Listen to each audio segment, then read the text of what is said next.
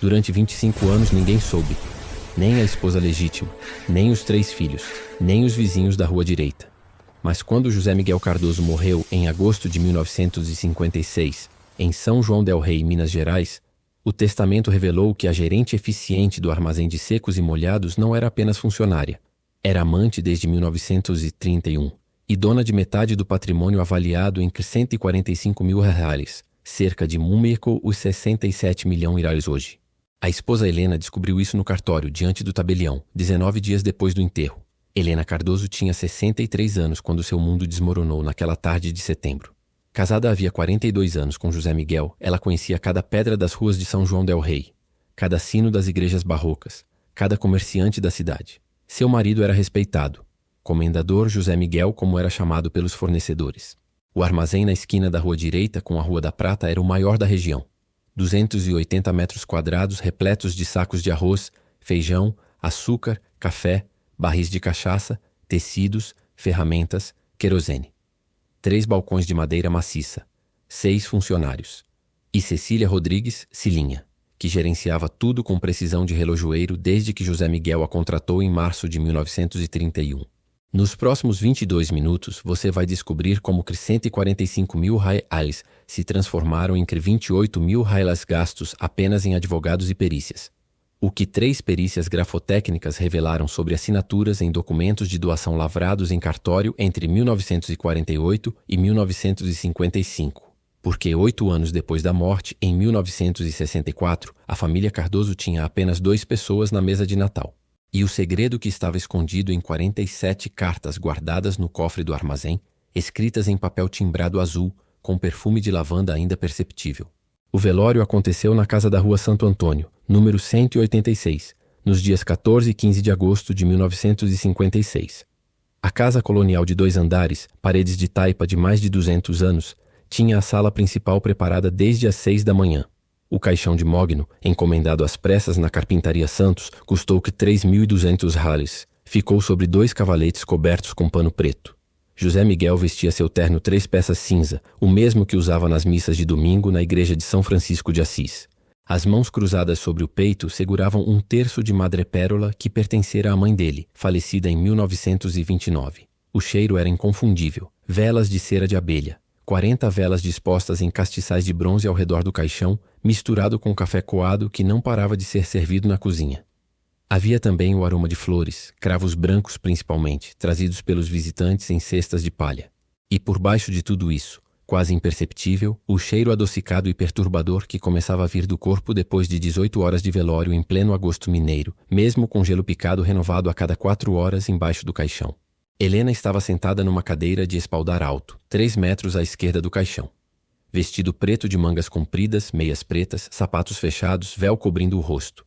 Ela segurava um lenço de renda branca, o mesmo que sua mãe usara no velório do pai dela em 1923, e o torcia entre os dedos sem parar. Ao lado dela, o filho mais velho, Antônio Cardoso, 38 anos, advogado formado em Belo Horizonte, de pé, mãos cruzadas nas costas, olhar fixo no caixão. Mais ao fundo, a filha do meio, Rosa, 34 anos, casada com um fazendeiro de Tiradentes, chorava baixinho. E o caçula, Miguel Júnior, 29 anos, que ajudava no armazém, conversava em voz baixa com tios e primos no corredor. 6 rezadeiras ocupavam cadeiras dispostas em semicírculo diante do caixão. Dona Josefina, a mais velha, 81 anos, cega de um olho, voz rouca de décadas rezando em velórios, conduzia as ladainhas. Santa Maria, Mãe de Deus. E as outras 5 respondiam em coro: rogai por nós pecadores. O som era rítmico, hipnótico, interrompido apenas quando alguém novo chegava para o velório e as orações paravam por respeito durante os cumprimentos. Cilinha chegou às 14h20 do dia 14, acompanhada por 2 dos funcionários do armazém. Ela vestia cinza escuro, não preto completo, porque não era família. Tinha 51 anos, mas aparentava menos. Cabelos castanhos presos em coque baixo, pele clara, mãos delicadas, mas calejadas de tanto manusear sacos e caixas. Olhos vermelhos de choro. Ela se aproximou do caixão. Ficou ali parada por 37 segundos. Miguel Júnior contou depois porque achou aquele tempo estranho, longo demais para uma funcionária. Cilinha tocou levemente a borda do caixão, murmurou algo que ninguém ouviu e então se virou para cumprimentar Helena. Meus sentimentos, dona Helena. Seu Zé Miguel era um homem bom, muito bom. A voz dela tremia. Helena apenas acenou com a cabeça sem dizer nada. Cilinha cumprimentou Antônio, Rosa, Miguel Júnior. Ficou mais 20 minutos, tomou café na cozinha conversando baixinho com os funcionários e foi embora. Ninguém achou estranho. Ela era a gerente eficiente. Estava ali por respeito profissional. Tinha trabalhado 25 anos com seu Zé Miguel. O sino da igreja de São Francisco soou 68 badaladas às 16 horas, uma para cada ano de vida do falecido. Era costume na cidade. As badaladas ecoavam pelas ruas de pedra, alcançavam a rua Santo Antônio, entravam pelas janelas abertas da casa. Cada badalada fazia Helena se encolher um pouco mais na cadeira. O enterro foi no dia 15, às 10 horas. Cortejo a pé até o cemitério da Boa Morte, distante 900 metros da casa. 6 homens carregaram o caixão. Os 3 filhos, 2 cunhados e o compadre Geraldo, padrinho de crisma de Miguel Júnior. Revezaram a cada 150 metros porque agosto em São João del Rei é quente e o caixão de mogno pesava 140 quilos com o corpo. Seguiram pela rua Santo Antônio, dobraram na rua direita. Passaram em frente ao armazém que estava fechado, porta com laço preto. Subiram a ladeira até a praça, entraram pela rua lateral até o cemitério. Havia 230 pessoas no enterro. Comerciantes, fornecedores, funcionários, compadres, vizinhos, família. O padre Sebastião conduziu as orações. Terra vermelha caindo sobre o caixão, aquele som oco e definitivo. Helena não chorou durante o enterro. Ela tinha chorado tudo em casa nos primeiros minutos depois que encontraram José Miguel caído na cozinha, 6h20 da manhã do dia 14, fulminado por derrame cerebral enquanto tomava o primeiro café do dia. Cilinha estava no enterro, mas ficou atrás, longe da família. Vestia o mesmo cinza escuro. Não se aproximou da sepultura. A missa de sétimo dia aconteceu em 21 de agosto, na igreja de São Francisco. Missa rezada às 7, 180 pessoas presentes. Helena, os 3 filhos, a família estendida ocupando os 3 primeiros bancos. Depois da missa, café na casa da rua Santo Antônio. Era obrigatório. Receber as pessoas, servir café, bolo simples, pão de queijo. Conversas baixas sobre o falecido, sobre saudade, sobre o armazém que precisava continuar funcionando. Miguel Júnior tinha assumido a gerência interinamente, mas ele não entendia metade das coisas que o pai fazia. As contas com fornecedores, os prazos de pagamento. Os clientes que compravam fiado e pagavam no fim da safra. Cilinha continuava indo ao armazém todo dia, chegava às 7h e saía 18 horas. Ela sabia onde estava cada coisa. Sabia o nome de cada cliente, quanto cada um devia, em que dia costumava pagar. Seu Zé Miguel deixou tudo muito bem organizado, seu Miguel. Ela disse 3 dias depois do enterro, quando Miguel Júnior expressou preocupação com as contas. Os livros caixa estão em ordem. Posso mostrar tudo para o senhor. Foi nessa conversa que Miguel Júnior percebeu algo estranho. Cilinha tinha 2 chaves. Uma do armazém, outra de um armário trancado no pequeno escritório dos fundos. Seu pai me deu essa chave há muito tempo, ela explicou quando Miguel perguntou. É onde guardamos os documentos mais importantes. Escrituras, contratos, recibos antigos. Mas Miguel não perguntou mais. Estava ocupado demais tentando aprender o negócio, tentando acalmar fornecedores preocupados com a continuidade dos pagamentos. Enquanto isso, no cartório de São João del Rei, o tabelião Dr. Geraldo Siqueira aguardava o prazo legal. José Miguel tinha deixado o testamento cerrado, documento lacrado, depositado em cartório em 12 de março de 1955, apenas 17 meses antes da morte. A abertura oficial do testamento estava marcada para 3 de setembro de 1956, exatamente 20 dias após a morte, conforme exigia o Código Civil de 1916. Na manhã de 3 de setembro, segunda-feira, Helena entrou no cartório acompanhada por Antônio.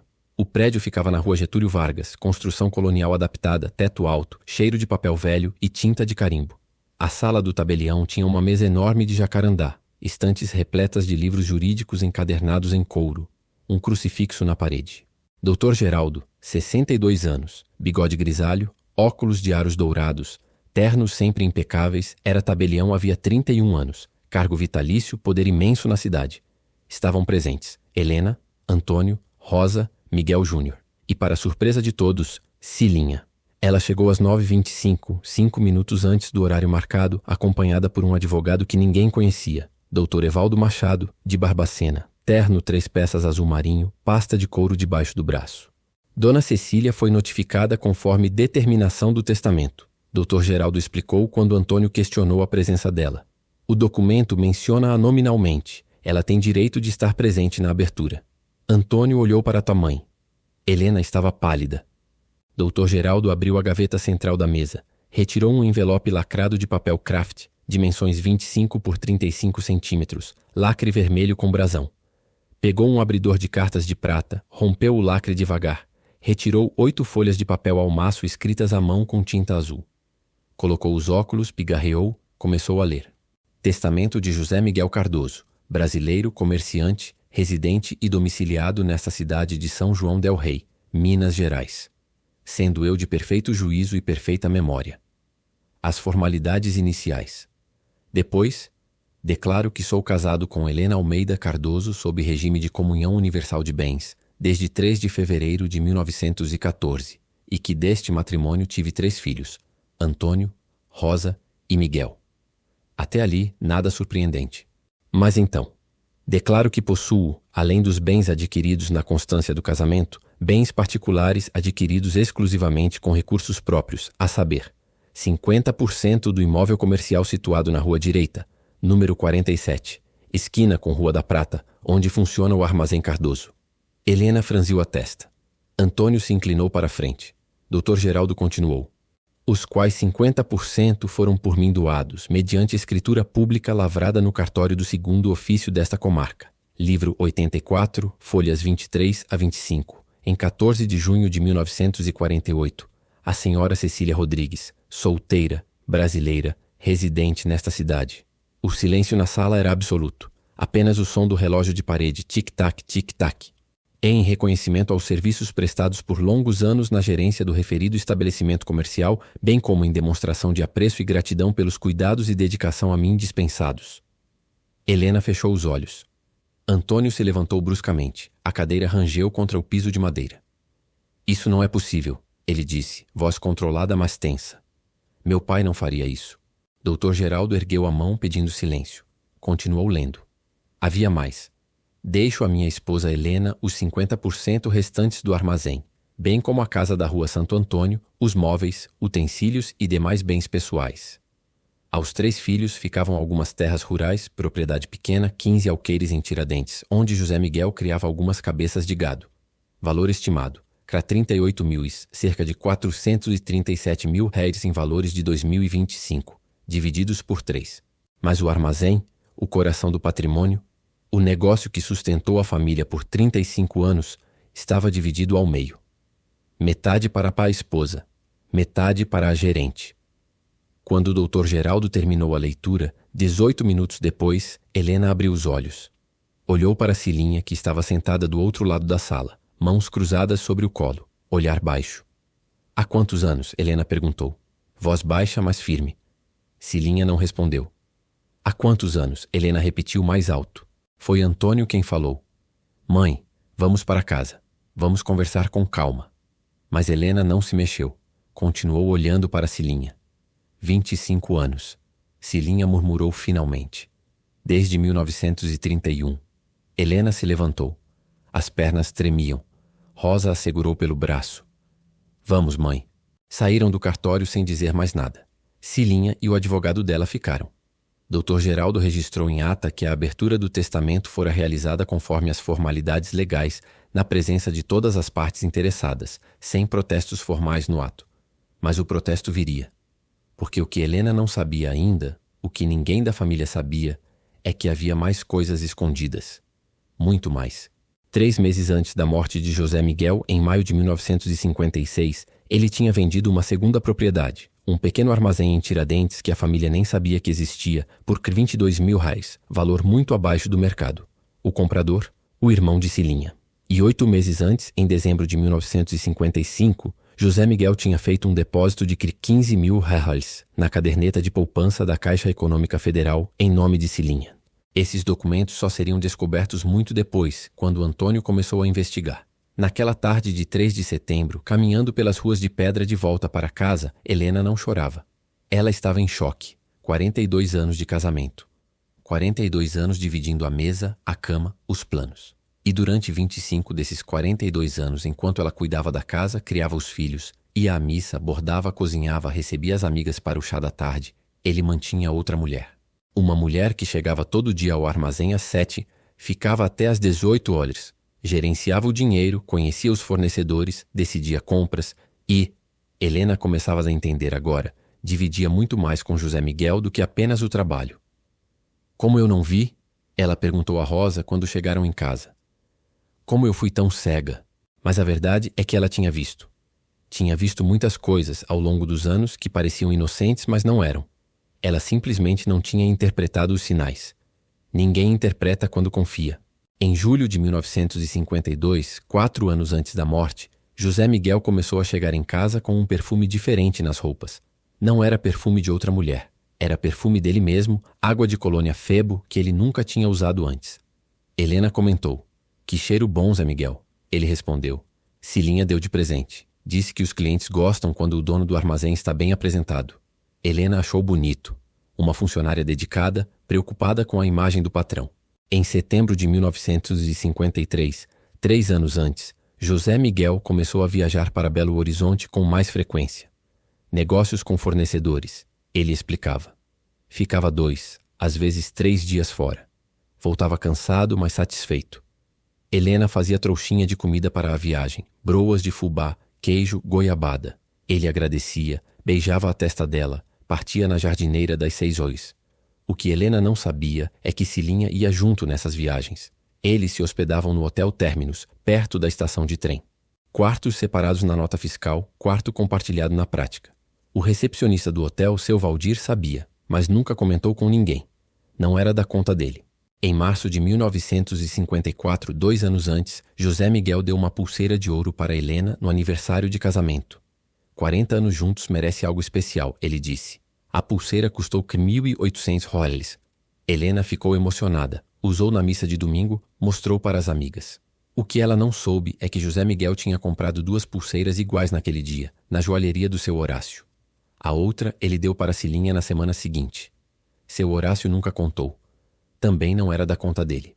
Em novembro de 1955, 10 meses antes da morte, José Miguel começou a sair de casa mais cedo. Preciso organizar o estoque antes de abrir o armazém, ele explicava. Saía 6h15, voltava para almoçar 12h30, retornava 14 horas, chegava em casa 19 horas. Dias longos. Helena achava que ele estava trabalhando demais, ficava preocupada com a saúde dele, fazia caldos nutritivos, chás de erva cidreira para ele dormir melhor. Mas José Miguel não estava trabalhando demais.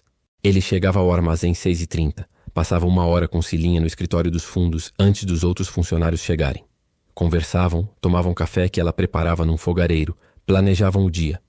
Ou apenas ficavam sentados em silêncio, lado a lado, lendo o jornal diário de São João del Rei que o entregador deixava debaixo da porta. Em fevereiro de 1956, 6 meses antes da morte, José Miguel passou 3 dias na cama com febre alta. Helena cuidou dele, compressa de água fria na testa, sopa de galinha, chás.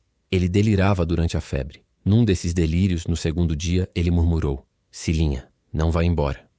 Helena estava ao lado da cama, ouviu claramente, mas interpretou como preocupação profissional. Ele estava com febre pensando no armazém, preocupado que a gerente pudesse deixar o emprego. Ela não questionou. Todos esses sinais sozinhos eram inocentes. Juntos contavam outra história.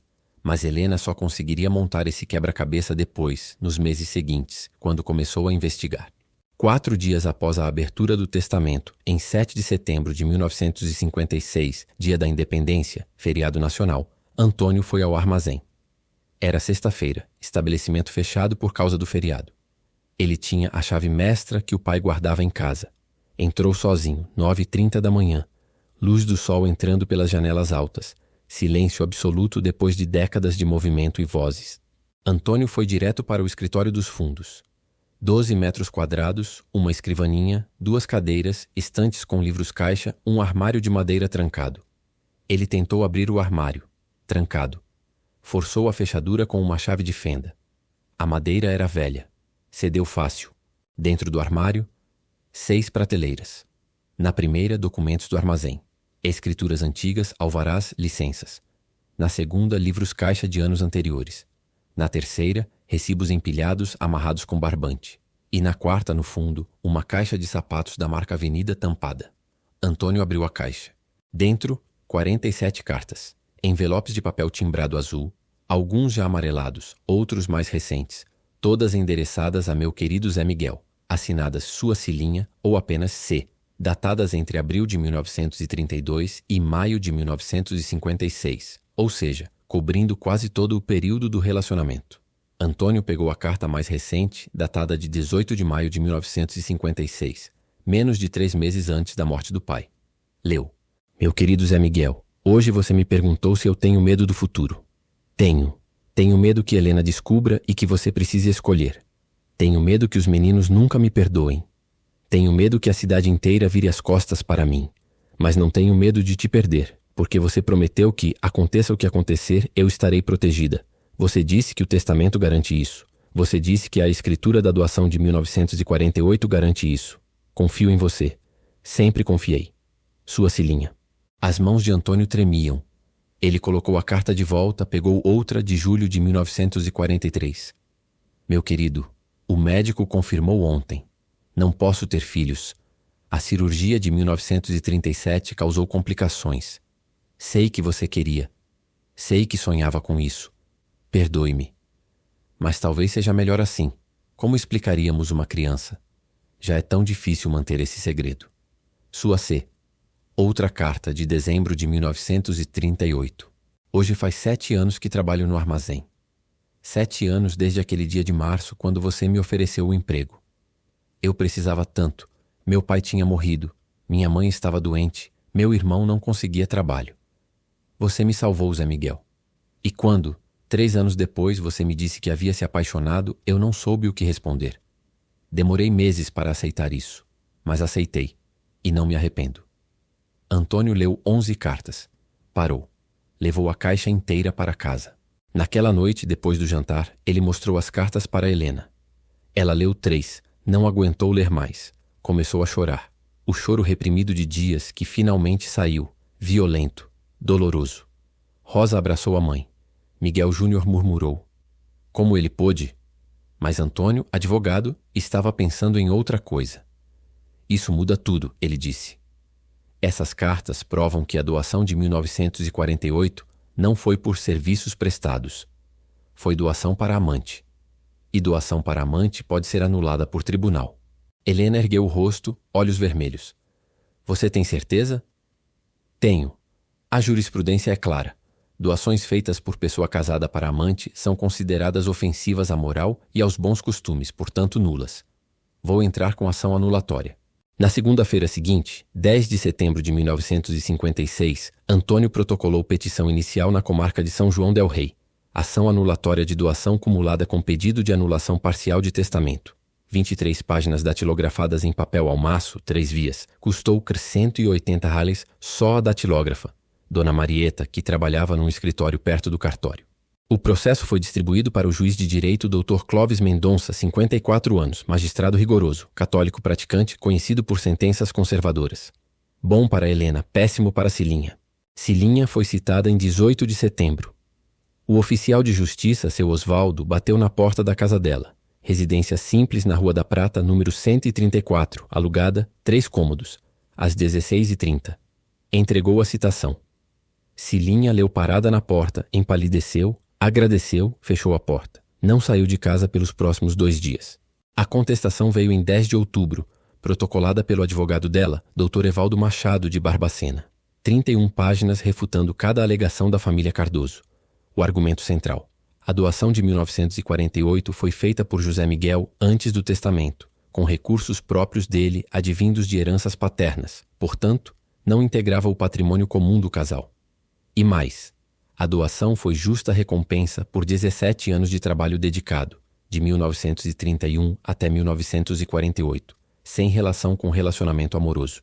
Mas as cartas contradiziam isso. 3 delas, de 1947 e 1948, mencionavam explicitamente a doação como prova de amor e garantia de futuro juntos. A batalha judicial começou. Em 5 de novembro de 1956, primeira audiência. Sala pequena do fórum, cheiro de mofo e papel velho. Dr. Clóvis sentado atrás da mesa alta, escrivão ao lado com máquina de datilografia. De um lado, Helena acompanhada por Antônio. Do outro, Cilinha acompanhada por Dr. Evaldo. Não olharam uma para a outra. O juiz tentou conciliação. Não seria possível um acordo? Evitaria anos de processo, custos, desgaste. Antônio respondeu: Não, Excelência. A doação é nula por ofensa à moral. Dr. Evaldo retrucou: A doação é legítima, lastreada em escritura pública válida. Dr. Clóvis suspirou. Muito bem, então vamos às perícias. 3 perícias foram determinadas: grafotécnica, contábil e avaliação patrimonial. Peritos nomeados: Joaquim Barbosa, grafotêcnico de Belo Horizonte; Sebastião Furtado, contador de São João del Rei; Lúcio Tavares, engenheiro avaliador de Barbacena. Custo estimado das 3 perícias: R$ 8.500, dividido igualmente entre as partes, por 4.250 para Helena, 4.250 para Cilinha. Helena não tinha esse dinheiro. Precisou vender as joias, a pulseira de ouro do aniversário de 40 anos, os brincos de pérola que ganhara do pai no casamento, o broche de prata que era da avó. Vendeu tudo para o seu Horácio, o joalheiro. Ele pagou 3.800 roles. Faltavam 450. Antônio completou do próprio bolso. A perícia grafotécnica começou em janeiro de 1957. Joaquim Barbosa, 48 anos, especialista em análise de assinaturas, trabalhou por 6 semanas. Analisou 23 documentos: a escritura de doação de 1948, o testamento de 1955, procurações diversas assinadas por José Miguel entre 1945 e 1956, contratos, recibos. Usou lupa de 10 e quis aumento, comparou pressão da caneta, inclinação das letras, espaçamento, tremores característicos. O laudo foi entregue em 14 de março de 1957. Conclusão: todas as assinaturas eram autênticas. José Miguel realmente tinha assinado a escritura de doação em 1948. Realmente tinha assinado o testamento em 1955. Não havia falsificação. Foi um golpe para Helena. Antônio tentou tranquilizá-la. A autenticidade da assinatura não invalida a nulidade da doação, mãe. São questões diferentes. Mas Helena sentia que estava perdendo. A perícia contábil veio em seguida. Sebastião Furtado analisou os livros caixa do armazém de 1940 até 1956. Receitas, despesas, lucros, prejuízos, retiradas, depósitos. Trabalhou por 9 semanas. O laudo foi entregue em 28 de maio de 1957. Conclusões principais. Entre 1940 e 1956, o armazém gerou lucro líquido médio de $8.200 por ano.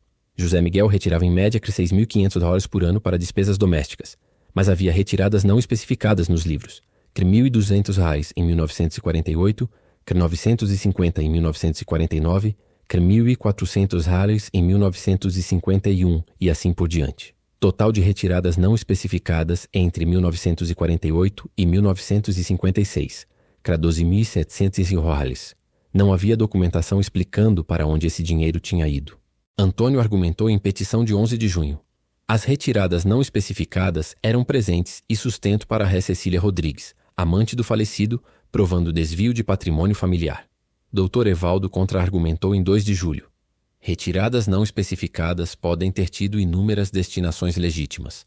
Não há prova de que foram para a ré. Mas havia prova. Porque nesse meio tempo, em abril de 1957, Antônio tinha ido ao banco. Caixa Econômica Federal, agência de São João del Rei. Pediu extrato de todas as contas em nome do pai. O gerente, Dr. Américo, relutou, sigilo bancário. Mas Antônio mostrou certidão de que Helena era inventariante. Dr. Américo cedeu. Foram descobertas 3 contas. Conta corrente conjunta Helena e José Miguel. Saldo R$8.400. Conta poupança José Miguel. Saldo R$3.200. Conta poupança Cecília Rodrigues, com José Miguel como depositante autorizado. Saldo R$18.600. A terceira conta tinha histórico de depósitos mensais desde dezembro de 1949. Valores entre R$200 e R$600. Total depositado ao longo de 7 anos, R$24.300. Retiradas ocasionais da própria Cecília, R$5.700. Saldo atual, R$18.600, equivalente a R$214.000 em 2025. Era prova definitiva. José Miguel sustentava financeiramente a amante há anos. Antônio juntou extratos bancários aos autos em 3 de agosto de 1957. Cilinha não contestou, porque não havia como contestar. Dr. Evaldo mudou a estratégia. Os depósitos provam relacionamento duradouro e estável, semelhante à união estável, portanto, a ré merece proteção patrimonial.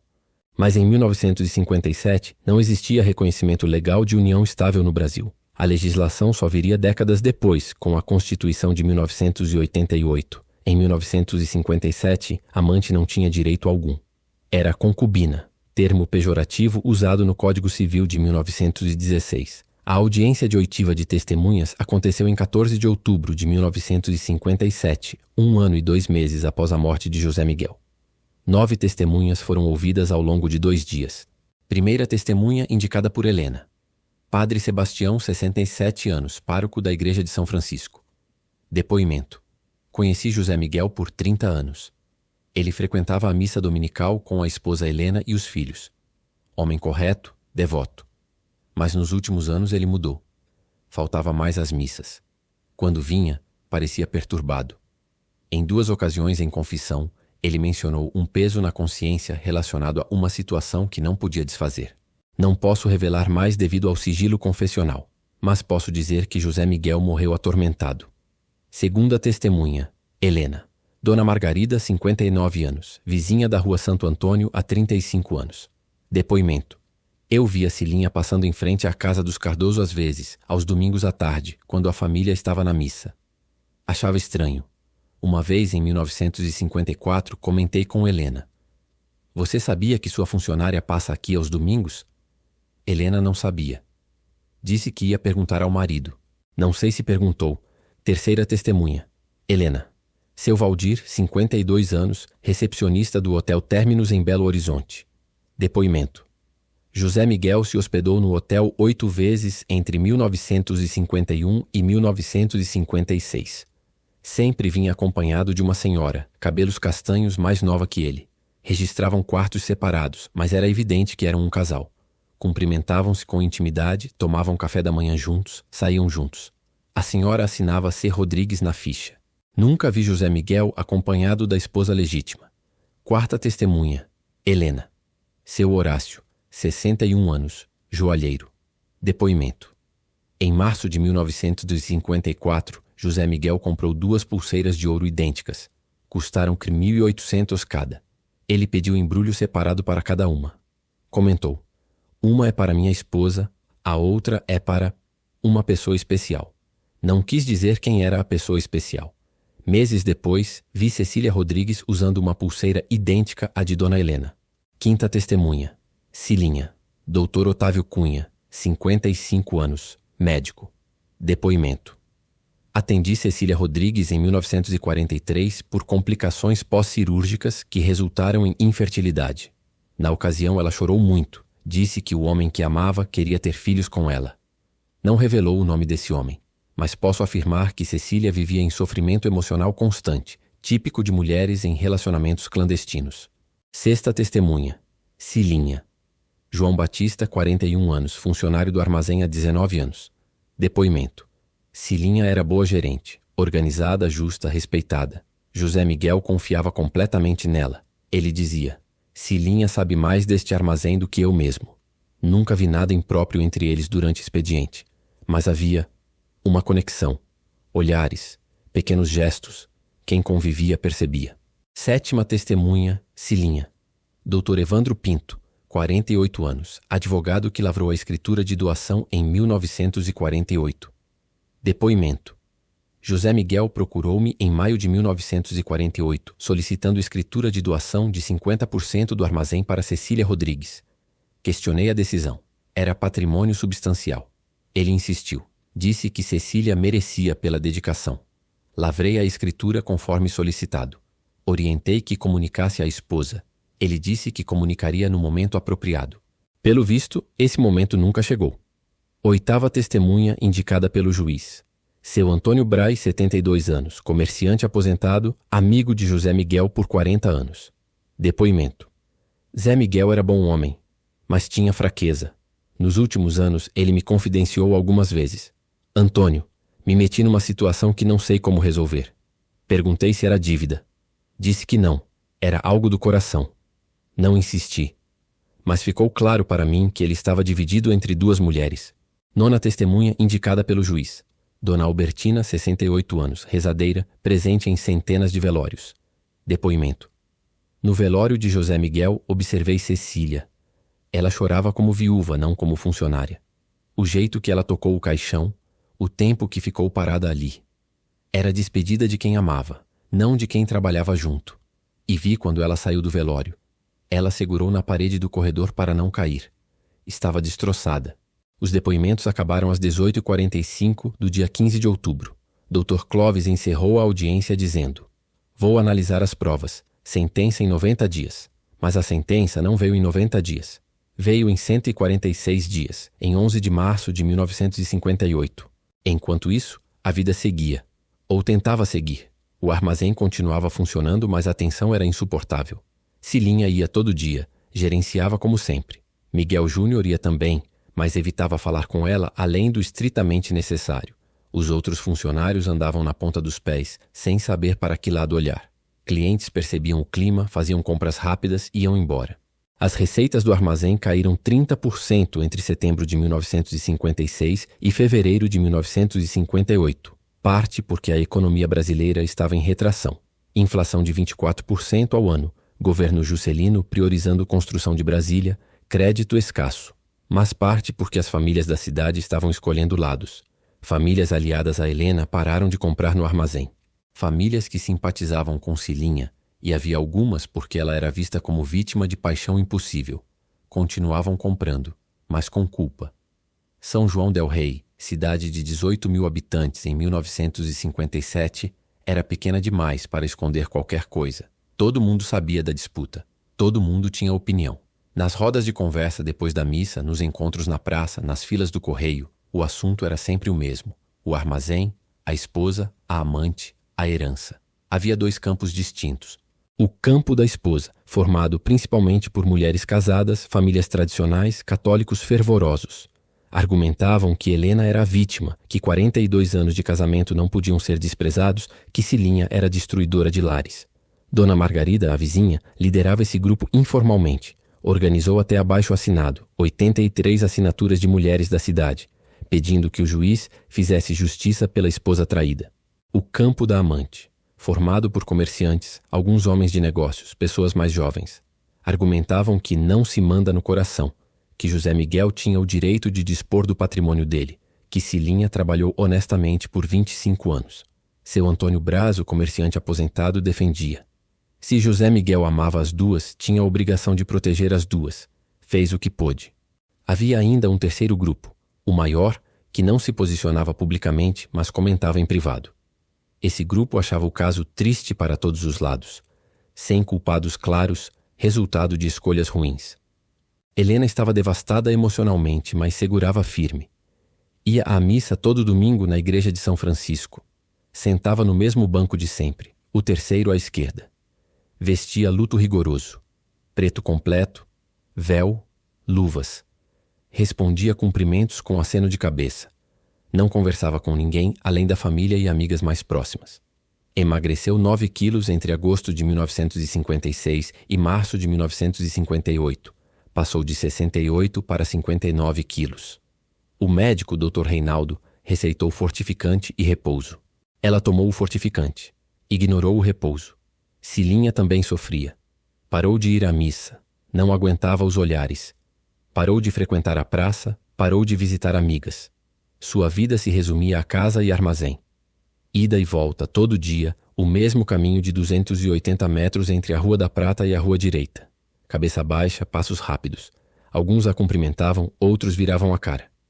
Ela emagreceu também, 7 quilos. Em fevereiro de 1958, um mês antes da sentença, houve um incidente. Cilinha estava no armazém atendendo uma cliente, Dona Sebastiana, senhora de 71 anos, cliente há décadas. Outra cliente entrou, Dona Edith, 54 anos, prima distante de Helena. Edith viu Cilinha atrás do balcão e explodiu. Você tem coragem de ficar aqui depois do que fez? Destruiu uma família? Roubou o marido de uma mulher honesta? Cilinha empalideceu. Não respondeu. Dona Sebastiana tentou intervir.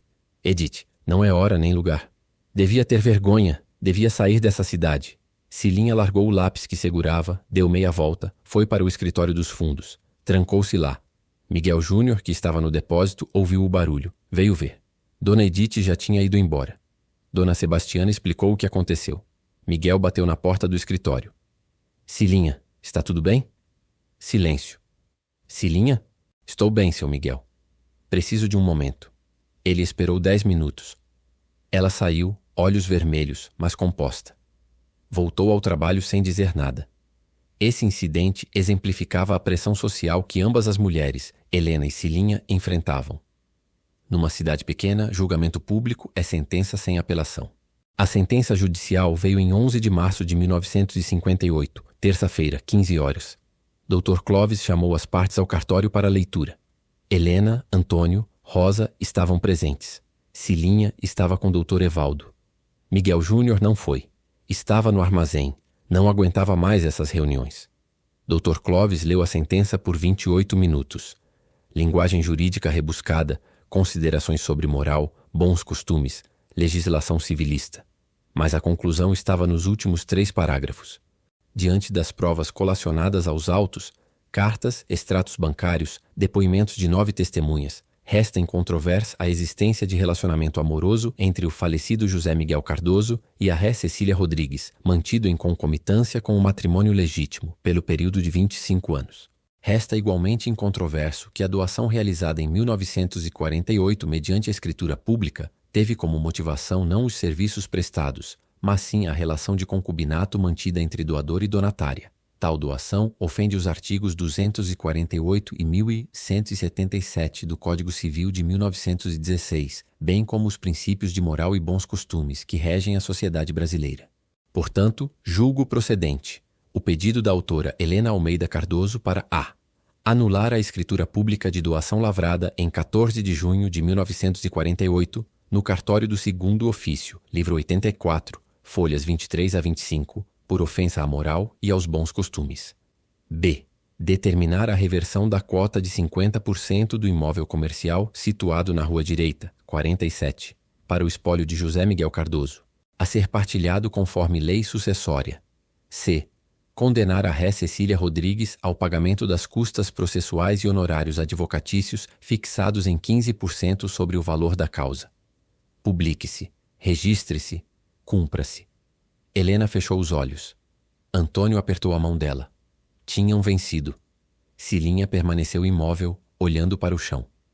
Dr. Evaldo já estava calculando prazos de recurso, 15 dias para apelar. Saíram do cartório em silêncio. Do lado de fora, na calçada de pedra irregular da Rua Getúlio Vargas, Helena finalmente falou. Acabou? Ainda não, mãe, Antônio respondeu. Ela vai recorrer. Pode levar mais 2, 3 anos no Tribunal de Justiça em Belo Horizonte. Helena suspirou. Não tenho mais 3 anos, Antônio. Estou cansada. Mas não havia escolha, porque Cilinha realmente recorreu. Em 25 de março de 1958, Dr. Evaldo protocolou apelação cível perante o Tribunal de Justiça de Minas Gerais. 48 páginas contestando a sentença, argumentando que 1. José Miguel tinha direito de dispor de bens particulares. 2. A doação de 1948 foi anterior ao testamento. Logo era irrevogável. 3. Cilinha trabalhou legitimamente por 25 anos, merecendo proteção patrimonial, mesmo que houvesse relacionamento. O processo subiu para Belo Horizonte em maio de 1958. Foi distribuído para a 6ª Câmara Cível, relator desembargador Álvaro Maia. Prazo estimado para julgamento, 18 a 24 meses. Custo adicional para Helena. 4.800 soles em honorários do advogado para a fase recursal, mais que 1.200 arroures de custas. Total, que 6.000, equivalente a 69.000 em 2025. Helena vendeu mais coisas, o aparador de mogno da sala de jantar, que 2.100, o relógio de parede alemão que pertencera ao sogro, que mais de 1.800, 2 tapetes persas, que mais de 900. Conseguiu que 5.800 dólares, faltavam que 200 dólares. Rosa deu do próprio dinheiro. Enquanto o recurso tramitava, a vida em São João del Rei ficou insustentável. O armazém estava no centro de tudo, literalmente. Localização privilegiada, esquina movimentada, ponto comercial valioso. Mas agora era símbolo de vergonha, fofoca, divisão. As vendas continuaram caindo. Em julho de 1958, o faturamento foi 45% menor que julho de 1956, antes da morte de José Miguel. Miguel Júnior não aguentava mais. Em agosto de 1958, ele procurou a mãe. Mãe, não consigo trabalhar com ela. Toda vez que olho para Cilinha, vejo o pai traindo a senhora. Vejo 25 anos de mentira. Não consigo. Helena entendeu. O que você quer fazer? Quero sair. Quero trabalhar em outro lugar. Antônio pode gerenciar o armazém até a decisão final do tribunal. Mas Antônio morava em Belo Horizonte, tinha escritório próprio, não podia largar tudo. A solução foi contratar um gerente externo, seu Joaquim Melo, 52 anos, ex-gerente de armazém em Barbacena, sem vínculos com nenhuma das partes. Salário: 800 mensais. Alto para a época, mas necessário. Cilinha foi informada da contratação em 5 de setembro de 1958. Seu Joaquim assumiu em 10 de setembro. A função de Cilinha foi reduzida, de gerente geral para auxiliar administrativa. Salário mantido: 450 mensais, mais autoridade eliminada. Era humilhação pública. Todo mundo na cidade sabia que ela tinha sido rebaixada. Cilinha aguentou um mês. Em 12 de outubro de 1958, ela pediu demissão. Entregou carta manuscrita de 2 linhas para seu Joaquim. Solicito desligamento a partir de hoje. Agradeço pelos anos trabalhados. Cecília Rodrigues. Saiu do armazém às 10h40 daquela manhã, carregando uma caixa de papelão com seus pertences pessoais. Uma caneca de porcelana, um calendário de parede, um xale que ficava pendurado na cadeira do escritório, 3 cadernos de anotações. Caminhou pela rua direita de cabeça erguida. Alguns comerciantes acenaram da porta das lojas. Outros fingiram não ver. Ela virou na esquina e desapareceu. Não voltou. Depois de 27 anos e 7 meses, desde março de 1931 até outubro de 1958, o vínculo com o armazém estava rompido. Mas a batalha judicial continuava. Em fevereiro de 1959, o Tribunal de Justiça marcou julgamento para 14 de abril. Helena, Antônio e Dr. Evaldo, representando Cilinha, foram a Belo Horizonte. Cilinha não foi. Não tinha dinheiro para passagem de trem e hospedagem. Ficou em São João del Rei aguardando notícias. O julgamento durou 3 horas e 20 minutos. 3 desembargadores: Álvaro Maia, relator, Prudente Godoy e Astolfo Vieira. Debates técnicos sobre validade de doação, interpretação do Código Civil de 1916, jurisprudência contraditória de tribunais de outros estados. No final, votação: 2 votos mantendo a sentença: Álvaro Maia e Prudente Godoy. 1 voto reformando parcialmente: Astolfo Vieira, que argumentava pela validade da doação, mas redução do percentual de 50% para 25%. Prevaleceu a maioria. Sentença mantida. Doação anulada. Patrimônio revertido para Helena. O acórdão foi publicado em 6 de maio de 1959. Ainda cabia recurso para a instância superior, recurso extraordinário para o Supremo Tribunal Federal. Mas Cilinha não tinha mais recursos financeiros. Dr. Evaldo tentou argumentar pelo pagamento parcelado das custas, mas foi negado. Em 3 de junho de 1959, o prazo recursal se esgotou sem manifestação. Trânsito em julgado. Decisão final, irreversível. 3 anos, 2 meses e 20 dias após a abertura do testamento, a disputa terminou. Helena tinha vencido juridicamente, mas o preço foi brutal. Custo financeiro total para Helena. Advogados. Primeira instância plus recurso: R$12.000. Perícias: 4.250. Custas processuais: 3.400. Deslocamentos, hospedagens, documentos: 2.100. Redução de faturamento do armazém, perda indireta: R$67.000. Total: era 88.750, equivalente a 1,02 milhão em 2025. Custo financeiro para Cilinha: advogados: 9.800. Perícias: 4.850. Custas processuais da condenação: 5.200. Perda de salário após demissão: 3.600. 8 meses desempregada. Total: 22.850, equivalente a 263.000 em 2025. Mas o custo humano foi muito maior. Porque números não capturam destruição emocional, divisão familiar, morte prematura. Em agosto de 1959, 3 meses após o trânsito em julgado, Rosa, a filha do meio, teve crise nervosa. Estava dividida havia 3 anos. De um lado, a lealdade à mãe, do outro, a culpa por imaginar o sofrimento de Cilinha. Internada por 11 dias na Santa Casa de São João del Rei. Diagnóstico: esgotamento nervoso.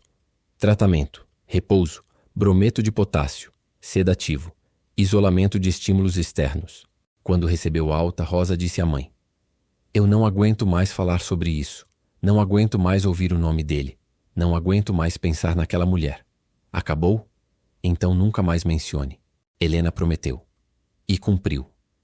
O nome de José Miguel deixou de ser pronunciado na casa da Rua Santo Antônio. Fotos dele foram retiradas da sala, guardadas no armário do quarto. A cadeira que ele ocupava na cabeceira da mesa de jantar ficou vazia por alguns meses, depois foi removida. Mesa de 8 lugares virou mesa de 7. Miguel Júnior tinha conseguido emprego em Barbacena numa transportadora. Mudou-se em setembro de 1959.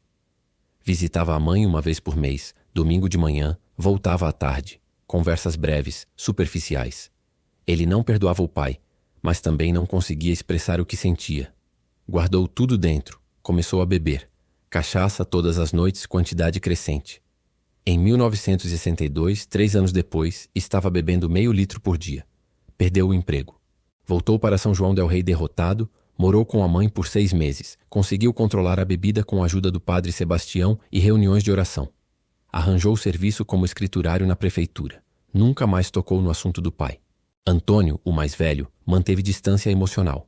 Continuou com o escritório em Belo Horizonte, visitava a mãe a cada 2 meses. Casou-se em 1960 com Elisa, professora primária. Tiveram 2 filhos. Elisa nunca conheceu o sogro. José Miguel tinha morrido antes do relacionamento começar. Antônio contou a história para a esposa uma única vez, na noite antes do casamento, como advertência. "Meu pai traiu minha mãe por 25 anos. Eu nunca farei isso com você. Nunca." Cumpriu a palavra. E Cilinha? O que aconteceu com ela? Depois da demissão em outubro de 1958, ela ficou desempregada por 8 meses. Nenhum comerciante de São João del Rei queria contratá-la. Não por incompetência, mas por associação. Contratar Cilinha era escolher lado na disputa que dividira a cidade. Era arriscado demais. Em junho de 1959, ela conseguiu emprego em Barbacena, cidade 60 quilômetros ao sul, onde ninguém conhecia sua história. Trabalho numa loja de tecidos, salário 320 mensais, 29% menos que ganhava no armazém. Alugou o quarto em pensão, dividiu com outra moça. Vida simples, solitária, silenciosa. Ela voltou a São João del Rei apenas 4 vezes entre 1959 e 1964. 3 vezes para audiências judiciais de cumprimento de sentença, questões burocráticas sobre pagamento de custas, uma vez em dezembro de 1961 para visitar o túmulo de José Miguel no cemitério da Boa Morte. Nessa última visita, ela ficou 40 minutos em frente ao túmulo. Não chorou. Apenas ficou ali, parada, olhando a lápide de granito cinza com inscrição simples. José Miguel Cardoso, 1888-1956. Descanse em paz. Quando saía do cemitério, às 16h20, cruzou com Helena, que entrava. Foi inevitável. O portão era estreito. Pararam a 1 metro de distância. Olharam-se por 5 segundos. Cilinha abriu a boca para dizer algo. Hesitou. Fechou. Helena desviou o olhar. Passou por ela sem palavra. Cilinha continuou andando. Não olhou para trás. Foi o último encontro entre as duas. 5 anos e 4 meses depois da morte de José Miguel, 2 mulheres que amaram o mesmo homem cruzaram caminho pela última vez e não trocaram uma palavra. O armazém continuou funcionando sob gerência de seu Joaquim até dezembro de 1960, mas a situação era insustentável, faturamento baixo, dívidas com fornecedores, concorrência de armazéns menores que aproveitaram a crise. Em janeiro de 1961, Helena tomou decisão dolorosa: vender. Comprador, uma família síria, os Haddad, que tinham loja de tecidos na rua paralela. Pagaram 210 mil reais, equivalente a 2,41 milhões em 2025 à vista. Valor 45% acima da avaliação judicial de 1956, crescente 45 mil, mas muito abaixo do potencial real do imóvel. Localização privilegiada valeria 320 mil reais em condições normais. Helena aceitou porque precisava encerrar aquele capítulo. Com o dinheiro da venda, ela pagou dívidas acumuladas, 23 mil, repassou 60 mil reais para os 3 filhos, de 20 mil reais cada, guardou 127 mil reais, comprou título de capitalização na Caixa Econômica Federal, rendimento de 6% ao ano. Daria para viver com frugalidade até o fim da vida. A casa da Rua Santo Antônio ficou grande demais para uma mulher sozinha. Em março de 1962, Rosa sugeriu: "Mãe, venda a casa. Venha morar comigo em Tiradentes." Mas Helena recusou. "Nasci nesta casa. Vou morrer nesta casa." Ela reduziu o uso da residência. Fechou o segundo andar, manteve apenas 3 cômodos no térreo: quarto, cozinha, sala pequena. O resto ficou trancado, coberto com lençóis brancos, acumulando poeira e silêncio. Helena passou os anos seguintes em rotina invariável. Missa às 7 de domingo na igreja de São Francisco, sempre o terceiro banco à esquerda. Compras na feira aos sábados de manhã, bordado nas tardes de quarta e sexta, visitas eventuais de filhos e netos. Não frequentava reuniões sociais, não recebia visitas de amigas. As amigas tinham se afastado, parte por constrangimento, parte por não saber o que dizer. Solidão gentil, voluntária, inevitável. Em 1964, quando o golpe militar instaurou a ditadura no Brasil, Helena tinha 71 anos. Assistiu às notícias pelo rádio. Não tinha televisão, sem muito interesse. Política não importava mais. Nada importava muito, exceto os netos. Tinha 5. 3 filhos de Rosa, 2 de Antônio. Visitavam a avó 2 ou 3 vezes por ano. Ela guardava balas de hortelã num pote de vidro, oferecia com um sorriso cansado. "Vovó viveu histórias difíceis", Rosa explicava aos filhos. "Sejam gentis com ela." Eles eram. Mas não entendiam a tristeza que morava nos olhos dela.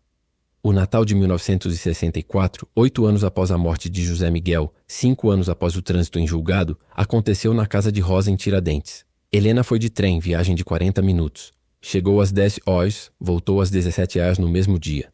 Não ficou para dormir, preferia sua casa, sua cama, seu silêncio. A ceia teve 11 pessoas: Rosa e o marido, os 3 filhos deles, Antônio e a esposa Elisa, os 2 filhos pequenos e Helena. Miguel Júnior não foi. Tinha conseguido novo emprego em Juiz de Fora, estava trabalhando no fim de ano. Mandou cartão postal com votos de felicidades. Antes da ceia, Rosa pediu para todos se darem as mãos ao redor da mesa. Oração tradicional, agradecendo pelos alimentos, pela família reunida, pela saúde.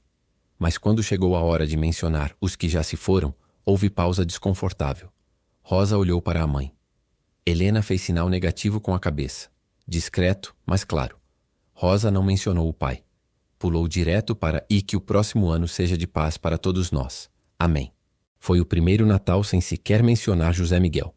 9 anos antes, em 1955, ele estava vivo, sentado à cabeceira da mesa da Rua Santo Antônio, cortando o pernil assado, contando histórias da época que iniciou no comércio, rindo.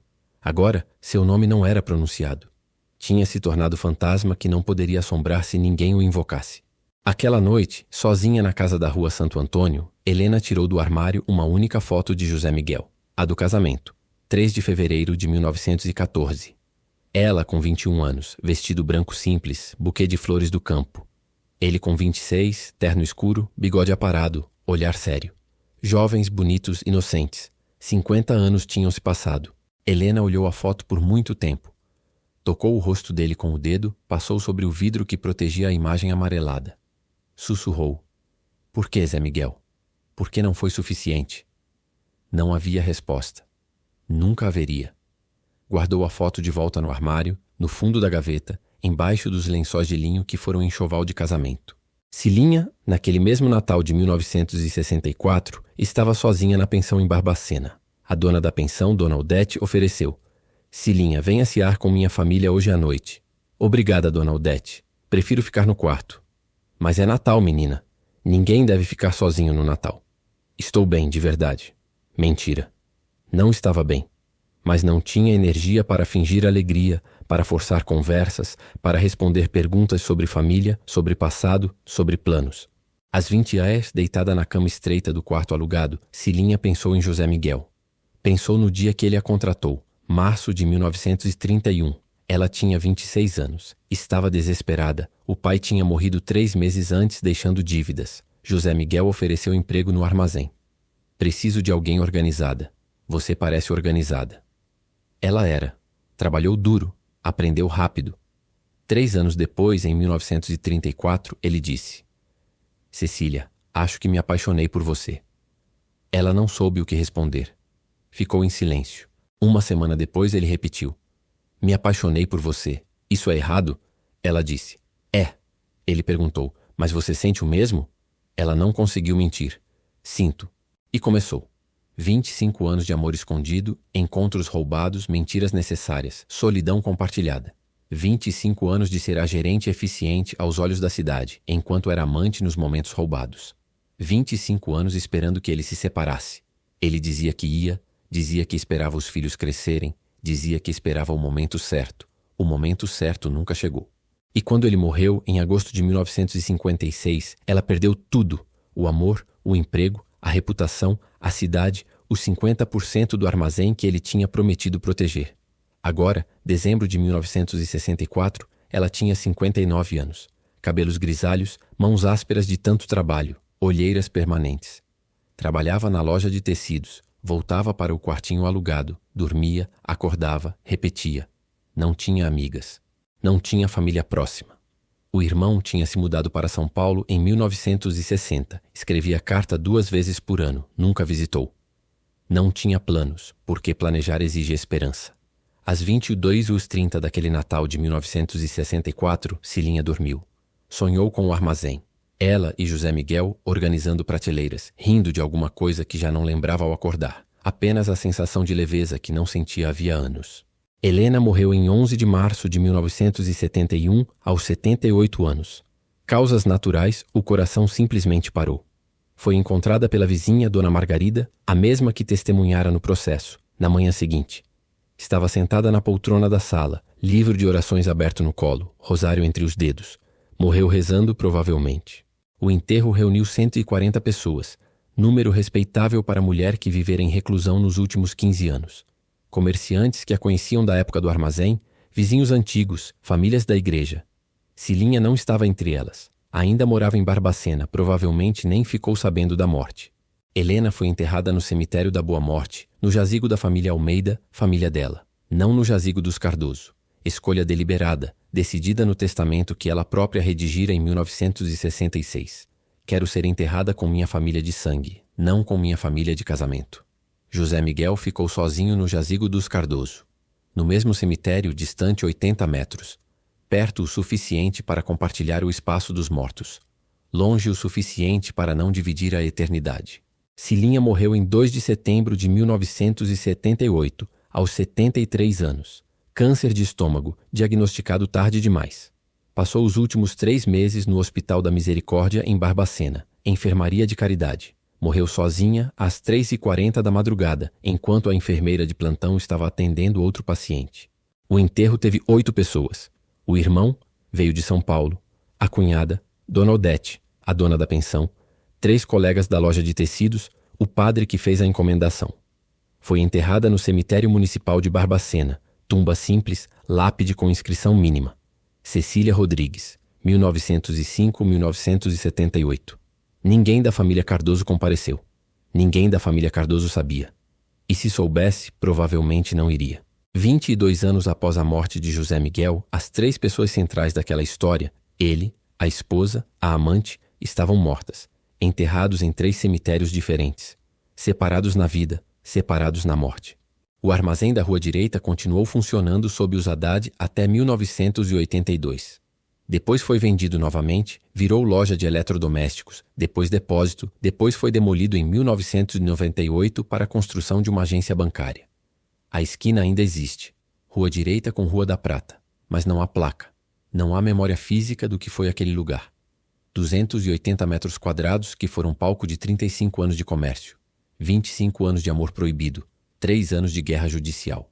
Apagado como se nunca tivesse existido.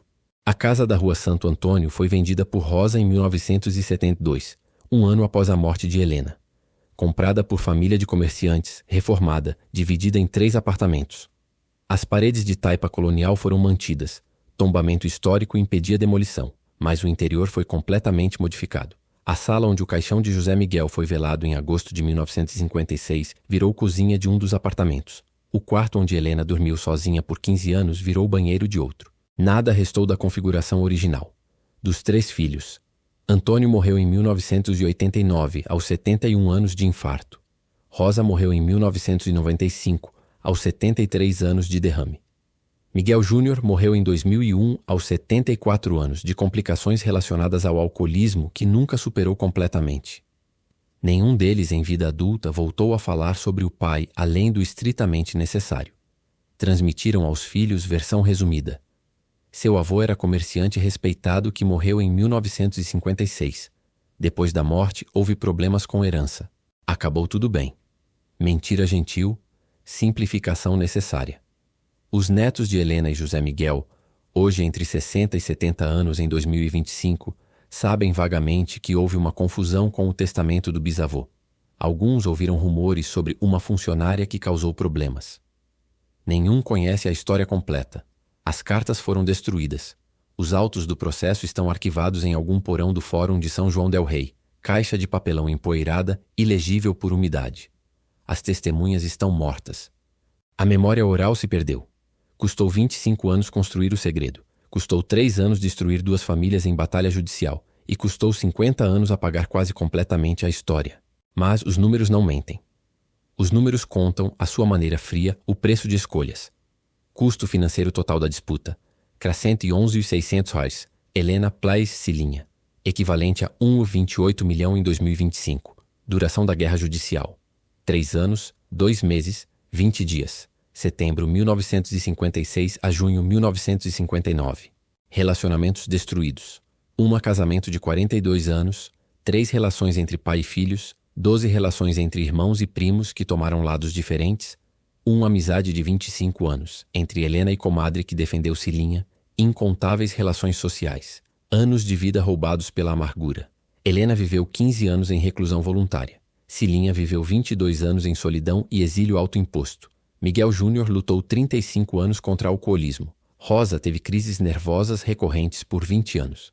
Pessoas que compareceram aos 3 enterros. José Miguel, 230, Helena, 140, Cilinha, 8. Natais da família Cardoso entre 1956 e 1964. De 18 pessoas em 1955 para 11 em 1964. Redução de 39%. Mesas vazias. Na casa da rua Santo Antônio, a mesa de jantar passou de 8 lugares para 7, cadeira do pai removida. E finalmente para 1, Helena sozinha. No final, nem isso. A mesa foi vendida com a casa. Hoje, 69 anos depois da morte de José Miguel, ninguém em São João del Rei se lembra dele, ou de Helena, ou de Cilinha. A cidade tem outros dramas, outras disputas, outras famílias destruídas por heranças, traições, segredos. A história se repete sempre, porque seres humanos repetem os mesmos erros. Amam quem não devem, escolhem o que não podem ter. Constroem castelos em segredos, e segredos sempre desmoronam. Durante 25 anos ninguém soube, mas quando José Miguel morreu em agosto de 1956, o segredo revelou, como revelam sempre, que a gerente eficiente não era apenas funcionária. Era amante. Era dona de metade do patrimônio. E 2 mulheres descobriram, tarde demais, que tinham dividido o mesmo homem por 1/4 de século. Uma pensou que tinha marido. A outra pensou que teria futuro. Ambas perderam.